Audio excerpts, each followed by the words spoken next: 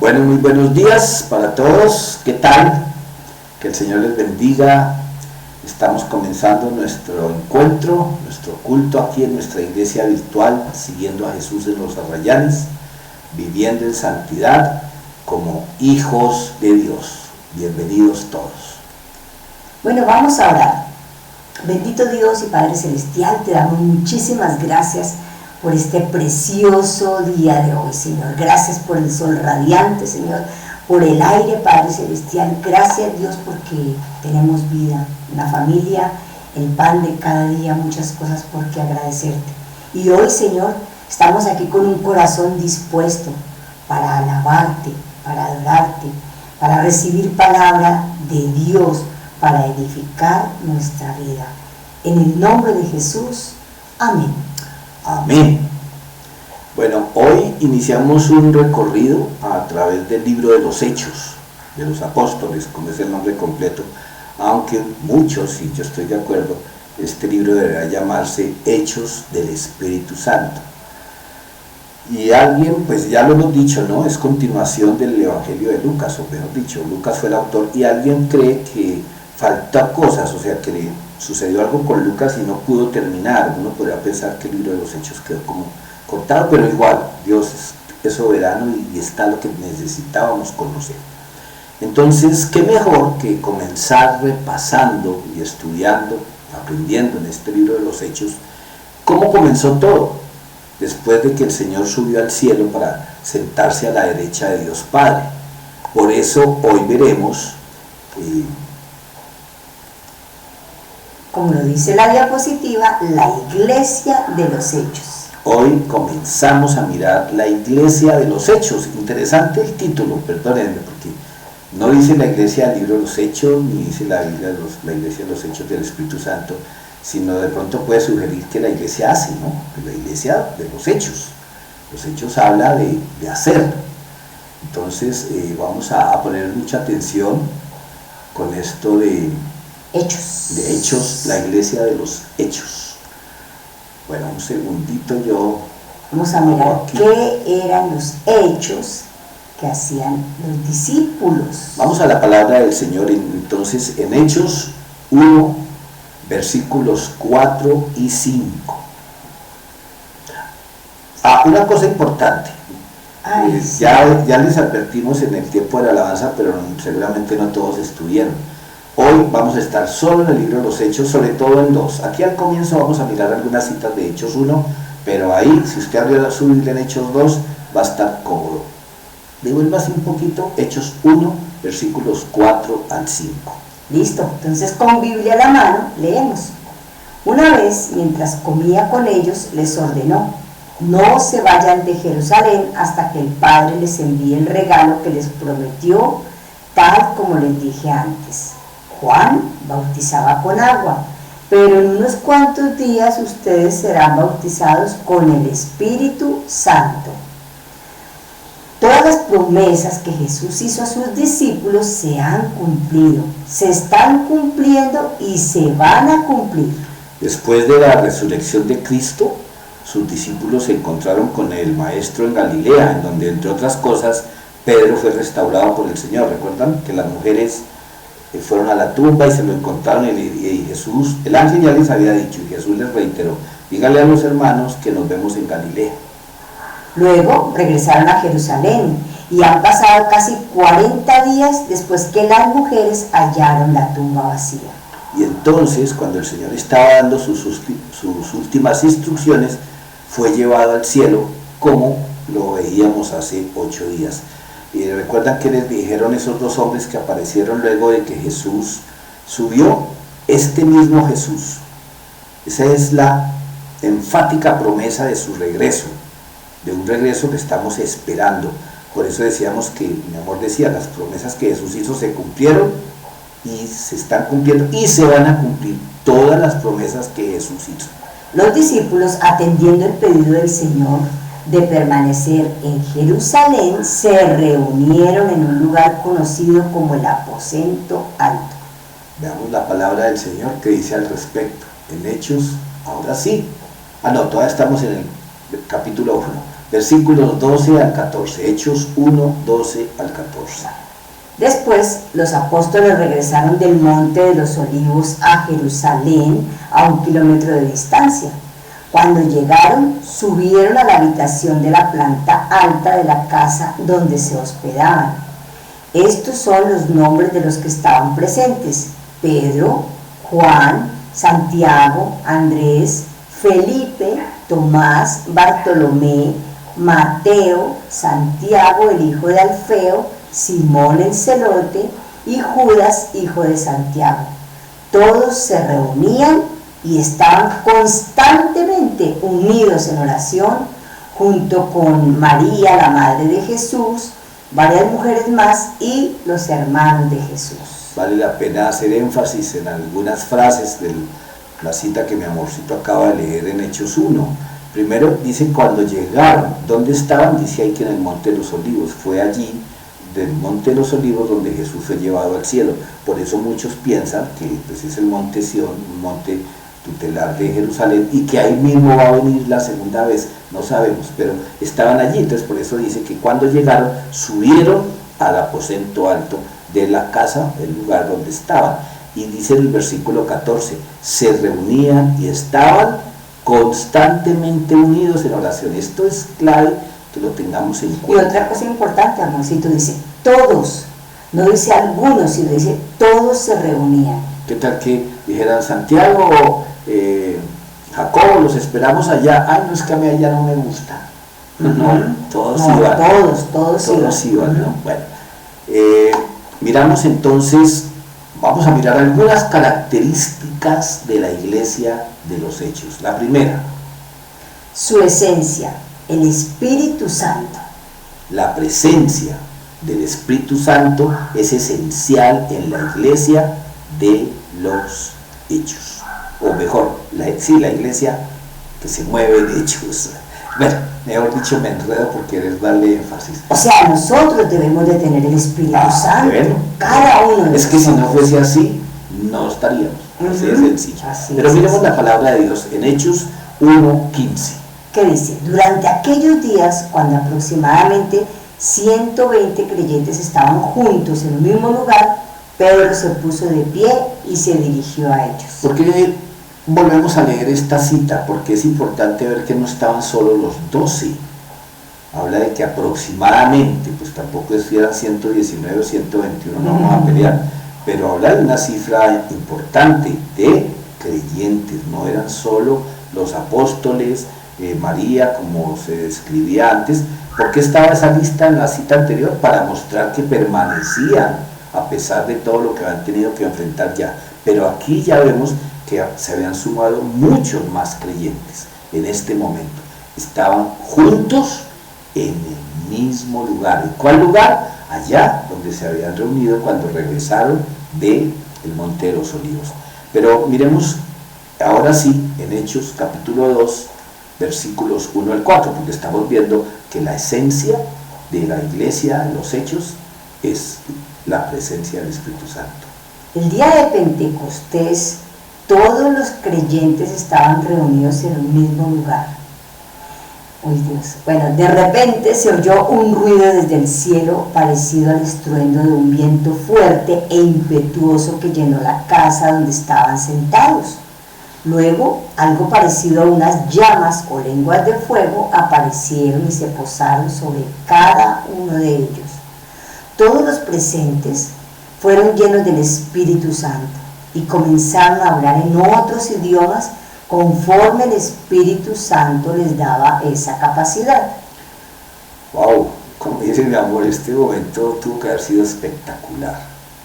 Pero yo quiero aclarar algunas cosas. El día de Pentecostés no fue que esa celebración comenzó ese día. El día de Pentecostés era o es una celebración judía desde el Antiguo Testamento. Celebraban la fecha en que recogieron su primera gran cosecha en la tierra prometida. Era de importancia para los judíos recordar eso. Y era una fiesta como decir la Pascua, y los panes sin levadura.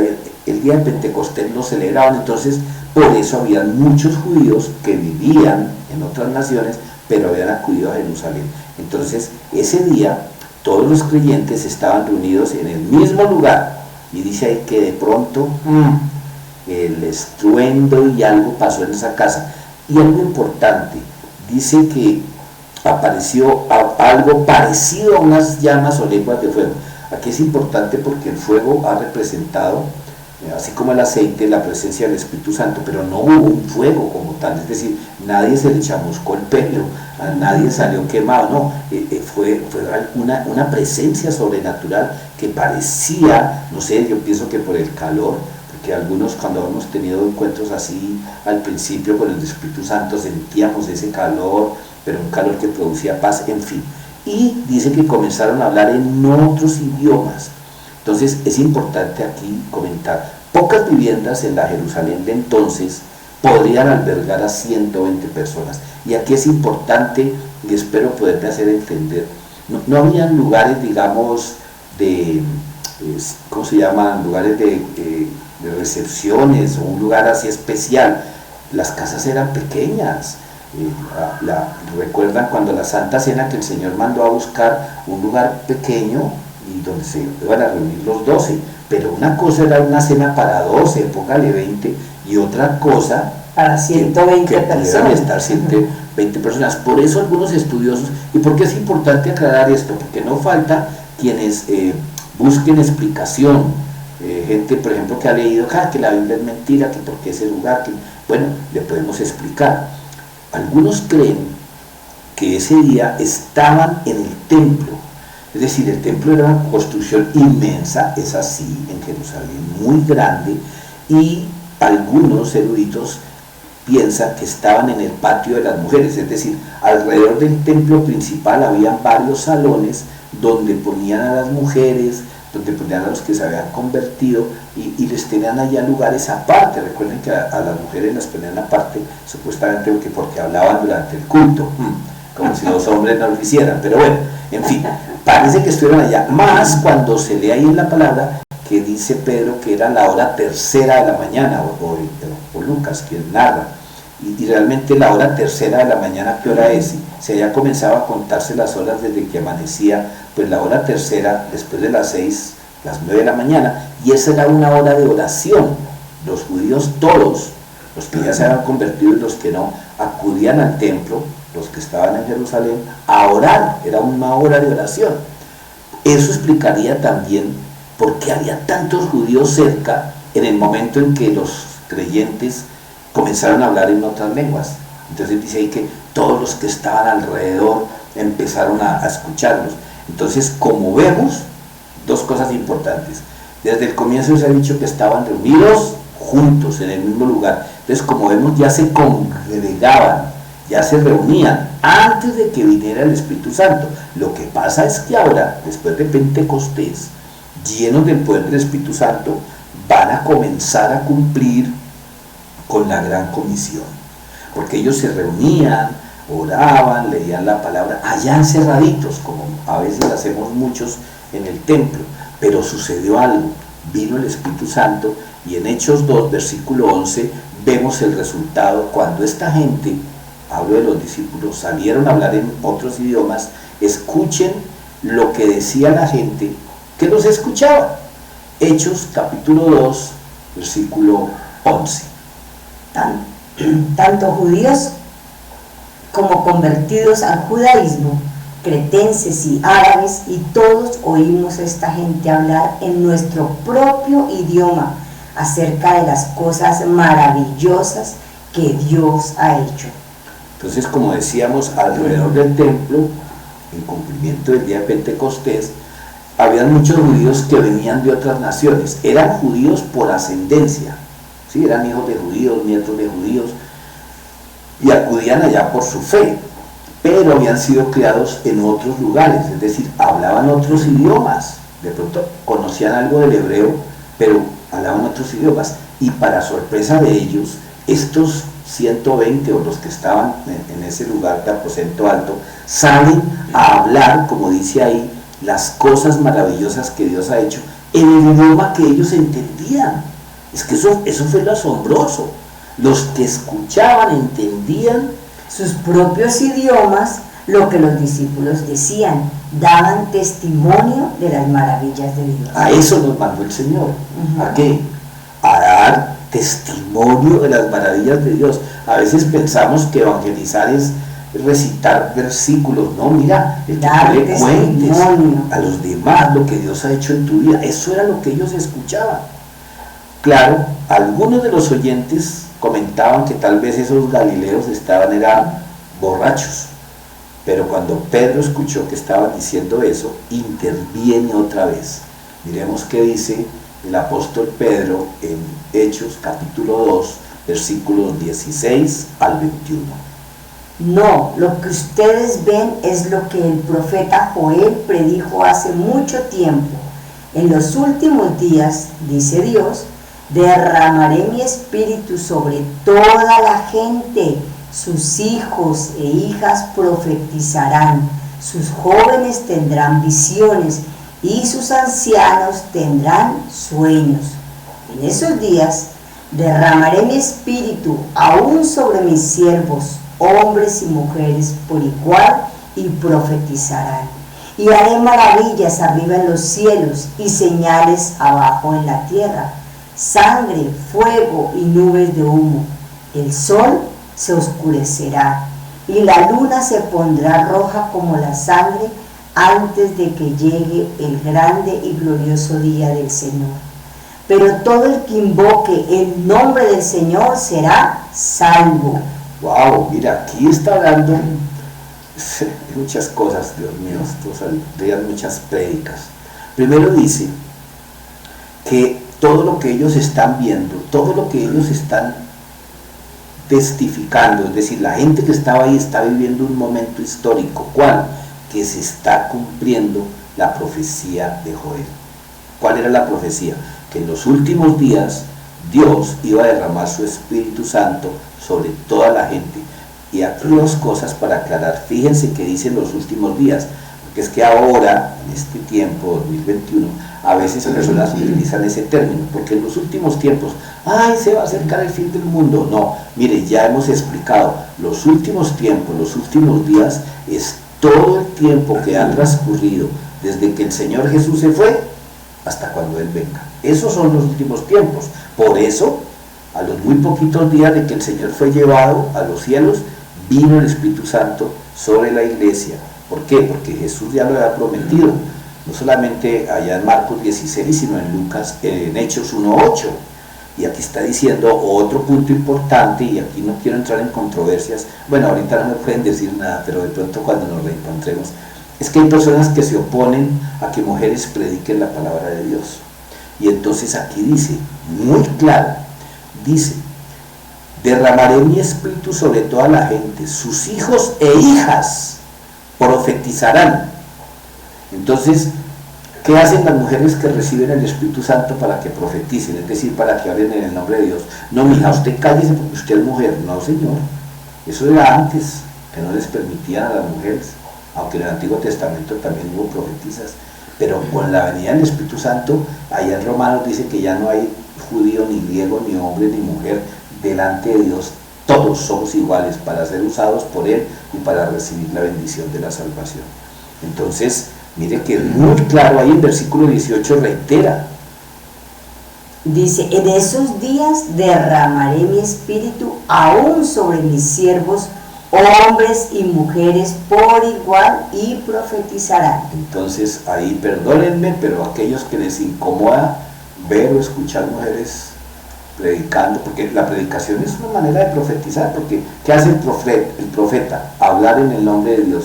¿Y qué dice? Denunciar el pecado, mostrar las consecuencias e invitar al arrepentimiento. Eso no se hace en las prédicas, eso no es profetizar. Sí, sí. Porque es que como se ha enseñado últimamente en ciertos sectores que profetizar es adivinar el futuro. Ay, Dios mío. Bueno, lógico que cuando el Señor habla también anuncia cosas que están por venir. Pero bueno, y fíjense que sí hay otras señales que no han llegado o pueden estar llegando en los últimos días. ¿Cuáles? Dice, y haré maravillas arriba en los cielos y señales abajo en la tierra, sangre, fuego, nubes de humo. Bueno, muchas de esas cosas están pasando y van a pasar. ¿Hasta cuándo? Hasta cuando el Señor venga, dice, y la luna se pondrá roja como la sangre antes de que llegue el grande y glorioso día del Señor. Pero el versículo 21 nos llena de paz, o eso espero. ¿Qué dice?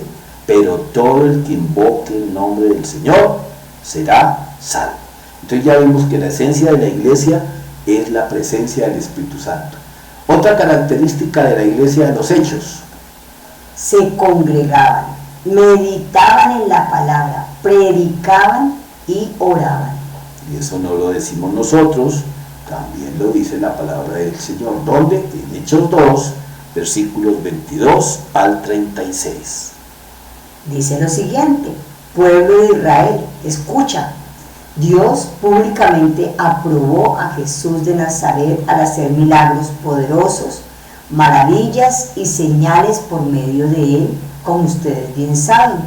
Pero Dios sabía lo que iba a suceder y su plan predeterminado se llevó a cabo cuando Jesús fue traicionado con la ayuda de gentiles sin ley, y ustedes lo clavaron en la cruz y lo mataron. Pero Dios liberó de los terrores de la muerte y lo volvió a la vida, pues la muerte no pudo retenerlo bajo su dominio. El rey David dijo lo siguiente acerca de él: veo que el Señor siempre está conmigo, no seré sacudido porque Él está aquí a mi lado. Con razón mi corazón está contento y mi lengua grita sus alabanzas. Mi cuerpo descansa en esperanza, pues tú no dejarás mi alma entre los muertos, ni permitirás que tu santo se pudra en la tumba. Me has mostrado el camino de la vida y me llenarás con alegría de tu presencia. Queridos hermanos, piensen en esto. Pueden estar seguros de que el patriarca David no se refería a sí mismo, porque él murió, fue enterrado y su tumba está todavía aquí entre nosotros. Pero él era un profeta y sabía que Dios había prometido mediante un juramento que uno de los propios descendientes de David se sentaría en su trono. David estaba mirando hacia el futuro y hablaba de la resurrección del Mesías. Él decía que Dios no lo dejaría entre los muertos, ni permitiría que su cuerpo se pudriera en la tumba. Dios levantó a Jesús de los muertos, y de esto todos nosotros somos testigos. Ahora, Él ha sido exaltado al lugar de más alto honor en el cielo, a la derecha de Dios y el Padre, según lo había prometido. Le dio el Espíritu Santo para que lo derramara sobre nosotros, tal como ustedes lo ven y lo oyen hoy, pues David nunca ascendió al cielo. Sin embargo, dijo: el Señor le dijo a mi Señor: siéntate en el lugar de honor a mi derecha, hasta que humille a tus enemigos y los ponga por debajo de tus pies. Por lo tanto, que todos en Israel sepan sin lugar a dudas que a este Jesús, a quien ustedes crucificaron, Dios lo ha hecho tanto Señor como Mesías. No, pues son muchos versículos para analizar, pero vamos a comentar solo unos pocos que pienso que son relevantes para mirar lo de la iglesia. Lo primero que uno se pregunta es: ¿y este Pedro a qué horas hizo instituto bíblico? ¿Quién lo puso a predicar así? Pero si es el Pedro que negó a Jesús, y hasta donde hay información, este loco era un pescador, que yo no sé, pues tal vez sabía leer y escribir, pero recuerden que en esa época los únicos que sabían leer y escribir eran los fariseos y los escribas y gente, digamos, de alcurnia. Pedro era uno más del pueblo y está citando el Antiguo Testamento. Pues les aseguro que no tenía una Biblia en la mano, se lo aseguro. Él no tenía acceso a eso. Pero ¿cómo hizo? Bueno, el Espíritu Santo le inspiró. Por eso, mis amados, cuando uno escucha: ay, es que yo no sé orar, pídale al Espíritu Santo. Es que no son nuestras palabras las que convencen, es el Espíritu Santo a través de nuestras palabras. Y claro, este señor aquí se despachó con una elocuencia, con denuedo, así, con firmeza, tanto que les dijo: y ese Jesús que ustedes crucificaron, este hombre estaba lleno de un poder sobrenatural. Ningún curso, ninguna experiencia humana puede llevar a una persona no solo a dar semejante enseñanza, sino a cambiar en su carácter de una manera tan asombrosa. Entonces, fíjense aquí cómo mediante un recorrido que hace por alguna cita del Antiguo Testamento, primero cita a Joel, ahora cita a David, él hace un llamado al final. Primero exalta a Jesús, porque comienza diciendo que el Señor, que el Dios Padre, había confirmado a Jesús como el Mesías. Dios públicamente aprobó a Jesús de Nazaret al hacer milagros poderosos y maravillas. Las señales y prodigios sirven para eso, para confirmar que Dios está de parte de su Hijo primero y también de su iglesia. Y más adelante, pues al final, dice que Dios lo hizo Señor, o sea, amo de todos, pero también Mesías, que dio la vida por nosotros. Entonces, volviendo, como ya se dijo antes, ¿dónde estaban? Reunidos.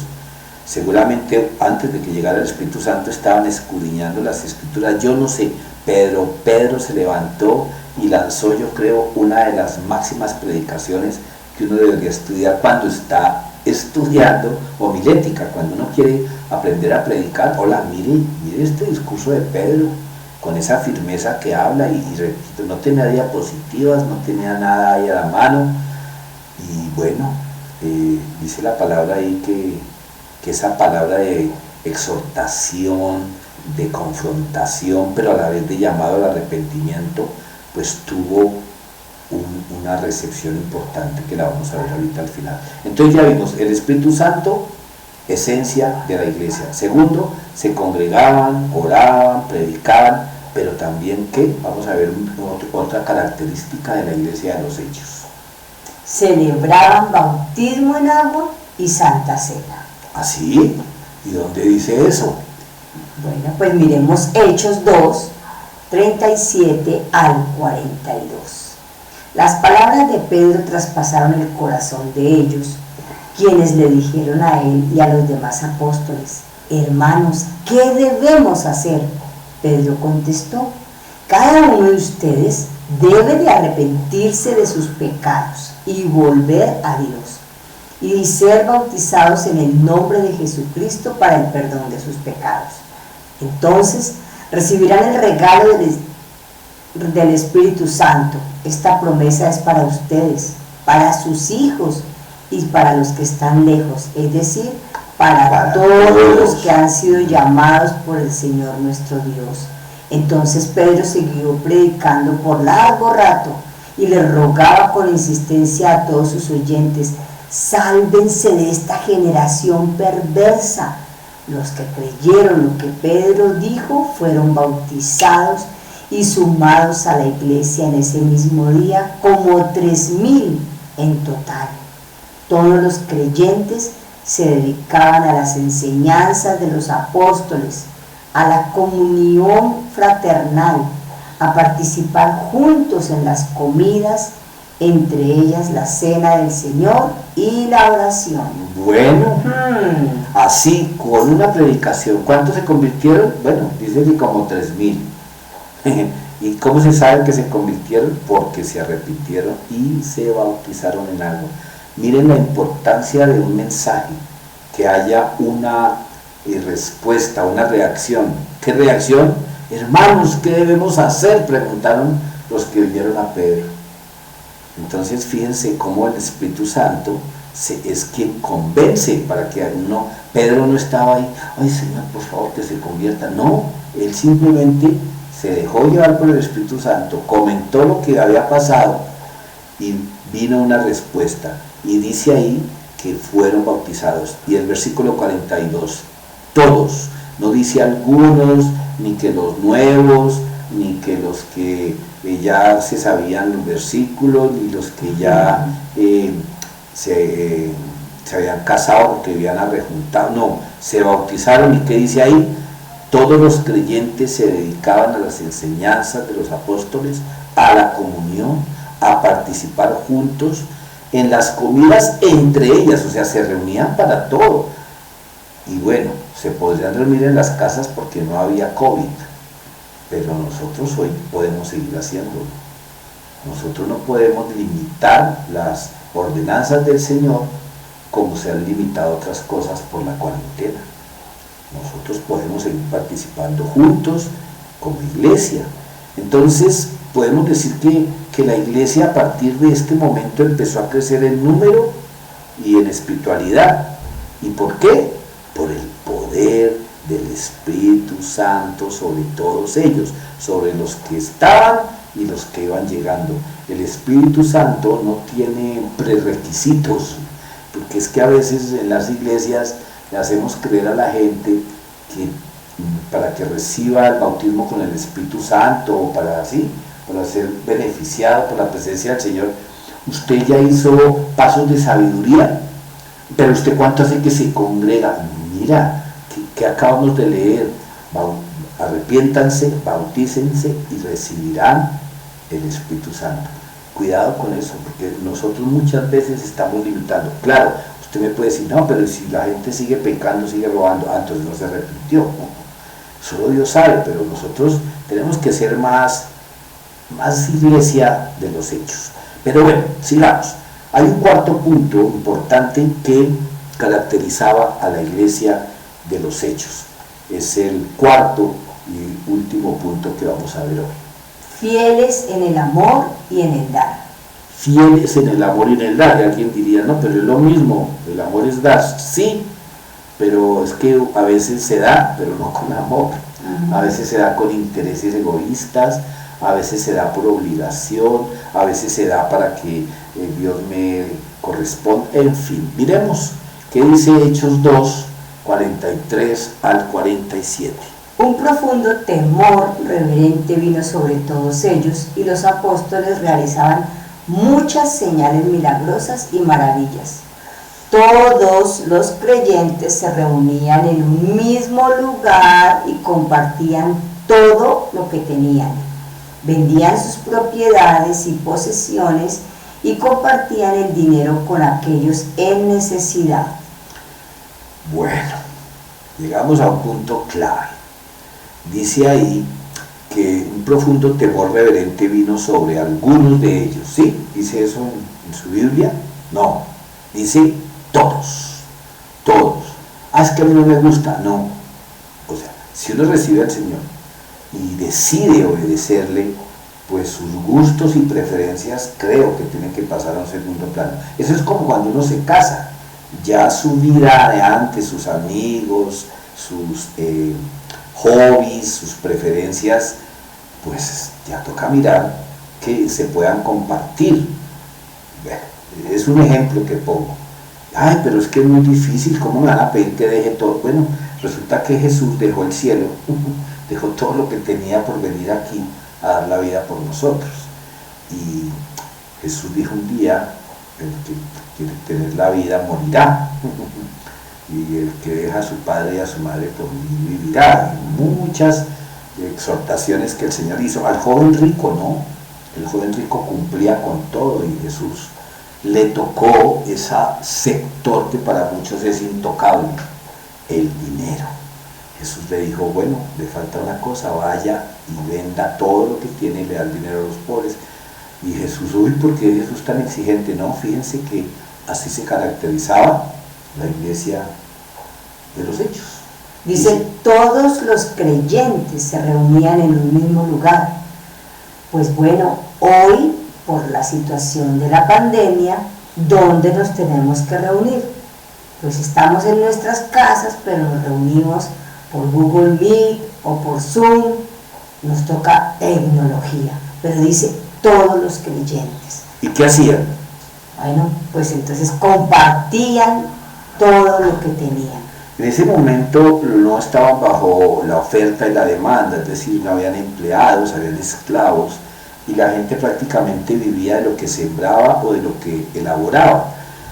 Entonces, había mucha gente, pues vivían bajo el Imperio Romano, había mucha gente que no tenía cómo ganarse la vida, mientras otros lo tenían todo. es muy similar a lo que vivimos hoy, que las riquezas están en unos pocos, pero no voy a entrar en situaciones que no vienen al caso. A donde quiero llegar es que esto del dar, de la mayordomía, ¿qué es la mayordomía? Entender que uno no es dueño de nada y que todo lo que tenemos, mucho o poquito, Dios nos lo ha dado y que Él nos ha dado para bendecirnos, pero también para que bendigamos a otros. Entonces hay un tema que no acostumbramos a tocar, pero que creemos que es necesario porque hace parte de las enseñanzas que estamos viendo aquí. Es el asunto del diezmo. Hay sectores de iglesias, sobre todo de iglesias independientes, es decir, iglesias que no tienen que rendirle cuentas a nadie, que su pastor es el que ordena el gasto, el que hace todo, y este tipo de personas, no todos, pero este tipo de personas dicen que el diezmo no es para la iglesia, que en el Nuevo Testamento no se habla del diezmo. Bueno, ok, no se habla del diezmo, se habla de darlo todo. Entonces, en ese orden de ideas, sí se habla del diezmo. Se miente cuando dice que en el Nuevo Testamento no se habla del diezmo. Jesús, cuando confrontó la religiosidad de los fariseos respecto a bendecir a sus padres, les dijo a los fariseos: ustedes dicen que diezman y que ayudan y todo eso, bueno, eso lo tienen que cumplir, pero también tienen que ser misericordiosos con sus padres. En ningún momento Jesús dijo dejen de diezmar. Les aseguro que todos estos judíos de nacimiento iban al templo, lo leímos que iban al templo, pero también se reunían en casa. Cuando iban al templo diezmaban. Es que Jesús no vino a abolir la ley, Jesús vino a cumplirla. ¿Recuerdan cuando a Jesús le preguntaron si debían de pagarle impuesto a Roma? ¿Qué dijo Jesús? ¿De quién es la moneda? Del César. Ah, bueno, al César lo que es del César. El diezmo tiene un principio espiritual explicado en el Antiguo Testamento. Dios me da una provisión, y para que yo no me olvide quién fue mi proveedor, Dios me dice: de lo que le dé, a través de su cultivo, a través de su trabajo, de tener un ganado, en fin, me aparta la 10ª parte y la lleva al templo. Entonces, ¿cuál es el principio? De gratitud a Dios, de reconocimiento que me ha dado el 100% y una 10ª parte, yo se la doy a Él. No porque Dios la necesite, pero Dios sí quiere que nuestro corazón no sea codicioso. Ah, no, yo me lo gané. Es interesante que cuando no tenemos un peso en el bolsillo, le pedimos a Dios que nos bendiga económicamente, porque Él es el dueño del oro y de la plata. Eso declaramos. Pero una vez el oro o la plata está en mi bolsillo, ya el dueño no es el Señor, ya eso es mío. Es para que analice, porque a mí me da pena, pero el diezmo es algo personal, debe ser algo voluntario, no debe ser obligado. Ya lo decíamos, o sea, diezmar para que me vaya bien, cuidado, eso no es el principio del diezmo. Yo debo diezmar porque Dios ya me bendijo. El diezmo no se da, el diezmo se paga. Es mi manera de reconocerle a Dios que Él es mi proveedor. Es muy triste que personas que llevan años estudiando la palabra y entendiendo muchas cosas no diezmen. Pero no soy yo quien para juzgar ni condenar a nadie, no. Eso es entre usted y Dios, entre Dios y usted. Pero es muy triste, porque pareciera que entendemos todo lo que tiene que ver con la palabra, menos el asunto del diezmo o el dar. Y yo me pregunto algo: ¿por qué cuando necesitamos decimos Dios, dame ese trabajo, Dios, dame la provisión, Dios, le pedimos a Dios? Pero cuando llega esa provisión, cuando llega esa bendición, ¿por qué no pagamos lo que debemos hacer con el Señor? Dar el 10% de lo que nos llegue, debemos de dar el 10%. Entonces ahí ya nos olvidamos de la parte del Señor, y como decía mi esposo, es pagar. Entonces, ¿estás debiendo, estás pagando el diezmo o lo estás debiendo? Y otra cosa muy diferente son las ofrendas, ¿no, mi amor? Porque la ofrenda sí es lo que Dios ponga en mi corazón, dar a alguien. De hecho, en nuestra iglesia hay personas, una persona en especial, un joven, que nos da unos mercados mensual, y con ellos se bendice a algunas personas de la iglesia. Entonces vemos la diferencia. Bueno, no solo él, ¿no? Sí. Pero él es infaltable, pero muchas personas Okay. nos han bendecido Sí. diciéndonos, mire, quiero darle un mercado a quién, que ustedes sepan. Ujú. O muchas veces nos hemos enterado sin preguntarnos quién dijo que tienen que pedirnos permiso, ¿no? Sabemos que muchas personas cuando se enteran que hermanos tienen necesidad, pues los bendicen. Es que a eso nos llamó el Señor, a proveer desde el Antiguo Testamento. Allá la viuda que ya no tenía nada, allá llegó el profeta y la bendijo.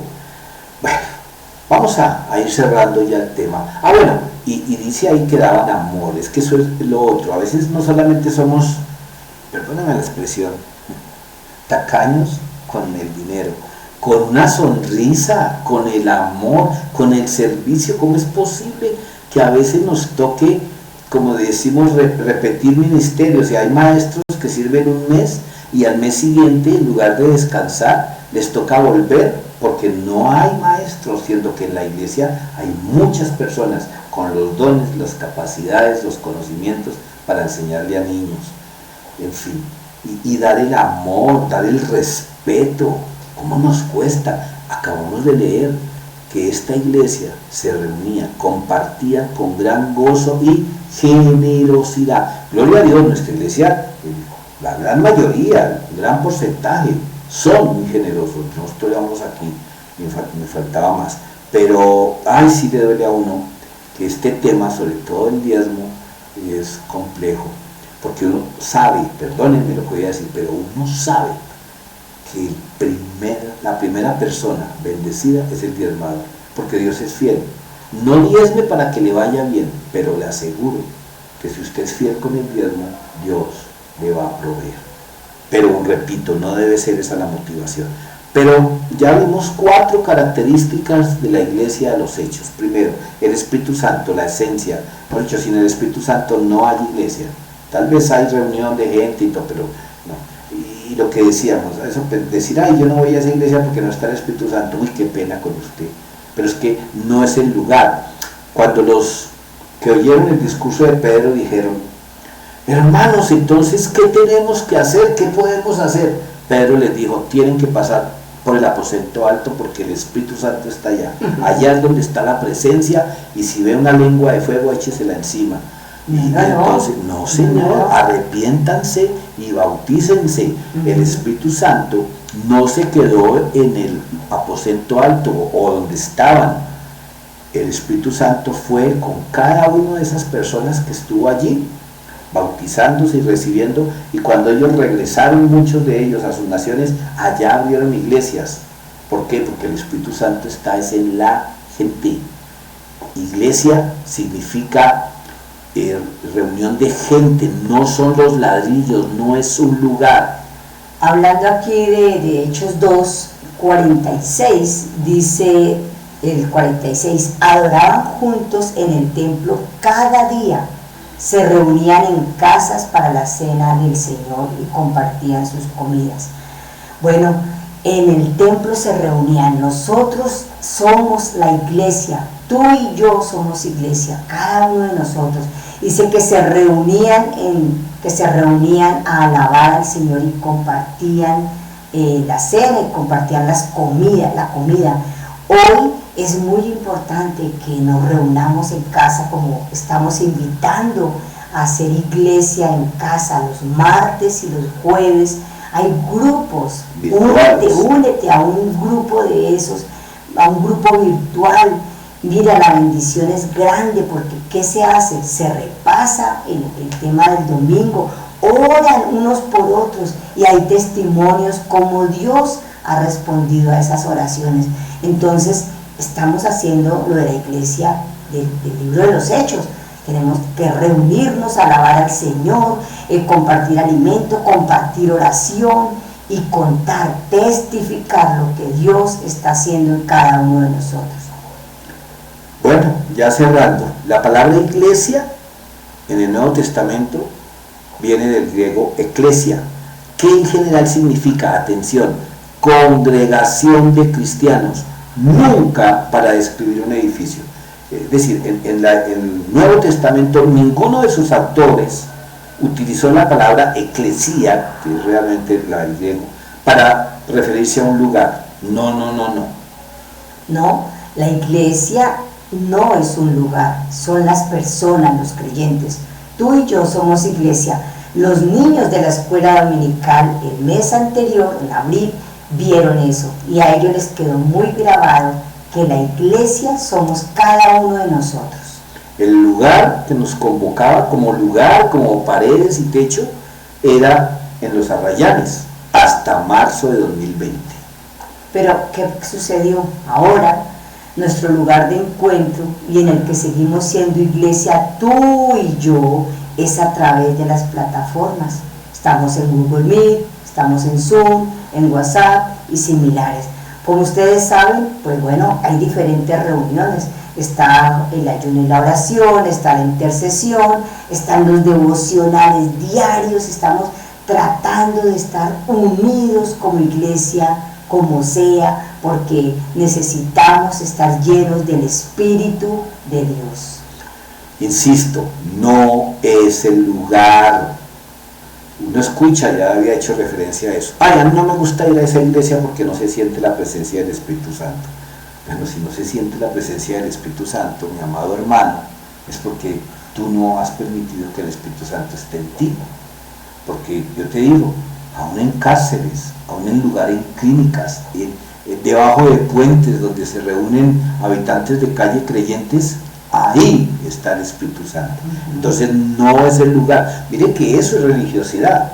Es en otras religiones donde hay que ir hasta cierta ciudad del valle o a subir a un monte allá de Bogotá, porque ese es el santuario de el Señor y la Virgen de tal parte. No es un lugar. Bueno, de hecho, acordémonos hace 15 o 20 días cuando no sé qué fue lo que sucedió con lo de la alabanza y bueno, empezaron ustedes mismos a orar y estábamos conectados por Google Meet. Ustedes empezaron a orar, alguien empezó a cantar y se hizo una alabanza y yo sentí la presencia de Dios en esa alabanza. Fue tan hermoso. Entonces es el Espíritu Santo en medio de nosotros. Por eso, bueno, miremos, los santuarios, los sitios especiales a donde debemos acudir, no son necesariamente paredes y techos, son sitios en donde se reúnen cristianos seguidores de Cristo. En esos sitios, si lo quiere poner entre comillas, debemos seguir practicando todo lo que se ha venido haciendo. ¿Qué es? Pues adorar juntos en el templo cada día, se reunían en casas para la cena del Señor, compartían sus comidas con gran gozo y generosidad, todo el tiempo alabando a Dios y disfrutando de la buena voluntad de toda la gente. Y cada día el Señor agregaba a esa comunidad cristiana los que iban siendo salvos. Mira, compartían sus comidas con gozo y generosidad. Compartamos con gozo, con alegría.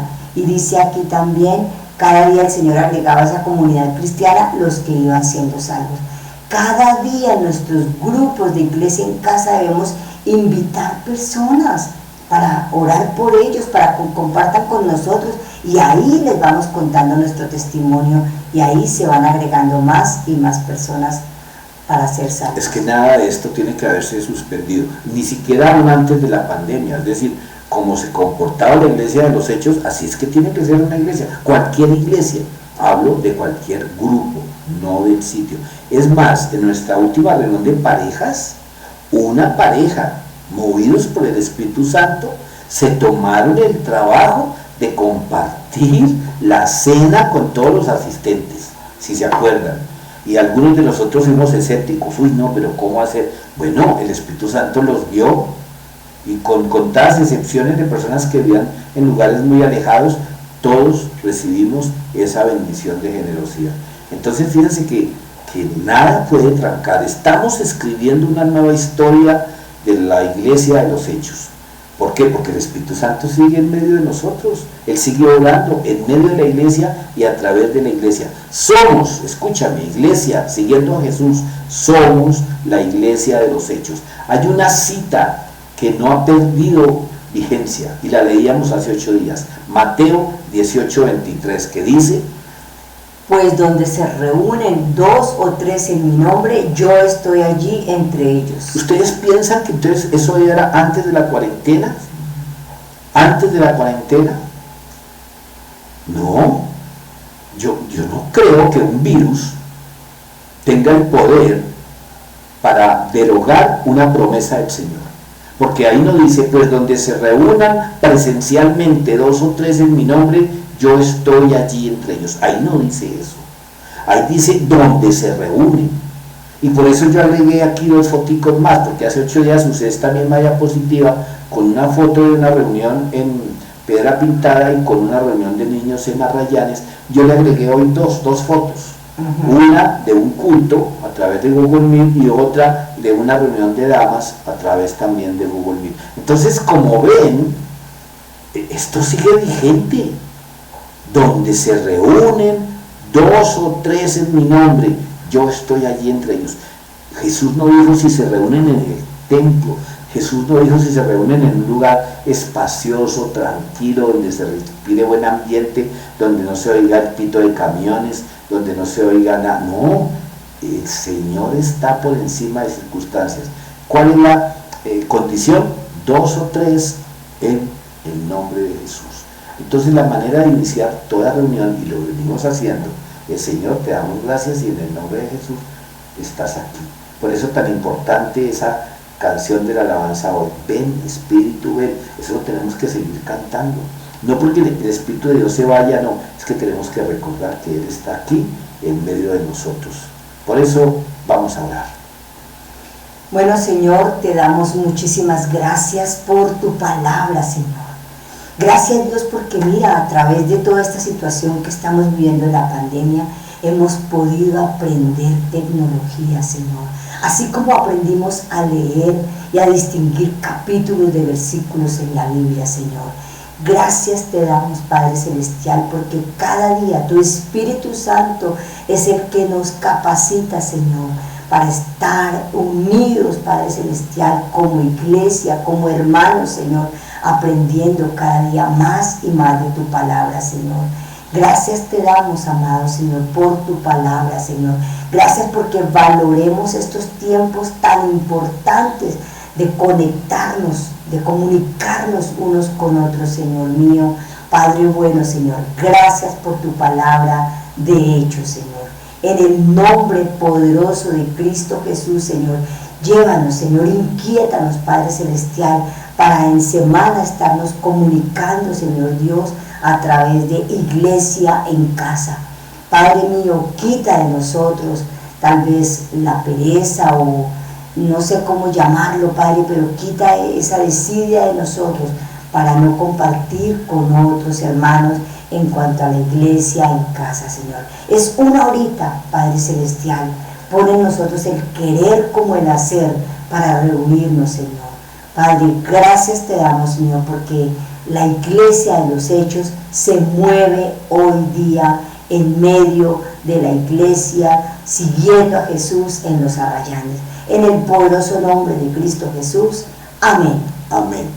Y yo exhorto en el amor del Señor a todos aquellos que pueden estar viendo esta predicación en este momento, o sea, en tiempo real, hoy domingo, y no se conectan en la reunión final.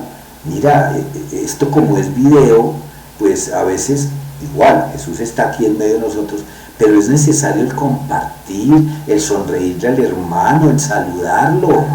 Esto es parte, es esencia de la iglesia.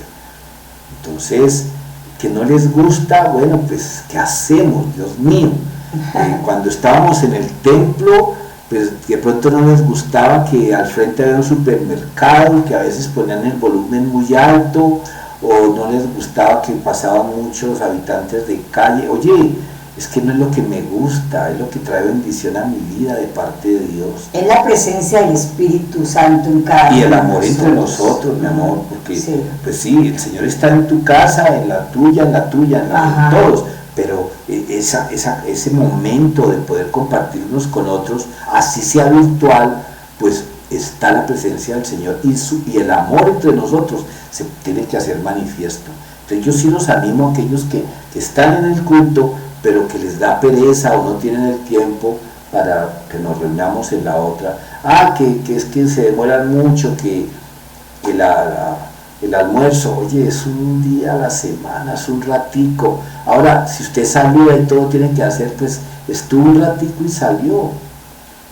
Seamos iglesia de los hechos, hechos de amor, hechos de dar, hechos de compartir, de orar unos por otros. Conéctate. Bueno, a propósito de eso, pues terminamos aquí y ya nos reunimos. Otra cosa, es el mismo link de siempre, o sea, el link que enviamos para las reuniones de ayuno y oración, para la intercesión por nuestros hijos, reuniones de hombres, de mujeres, todo es el mismo link.